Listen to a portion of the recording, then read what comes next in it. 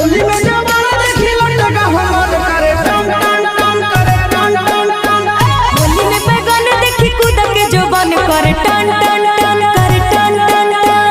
भर होली रे हमर चोली रे पानी खोजे कोन कान। होली में जवाना देखी लटका हमर करे टन टन टन करे टन टन टन।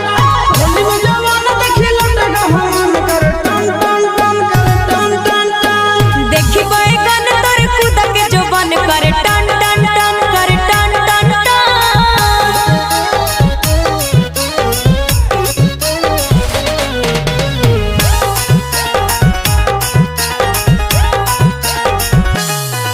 अरे चौक पिच करी हको बस बस रे भीतर से जा हको धस धस रे।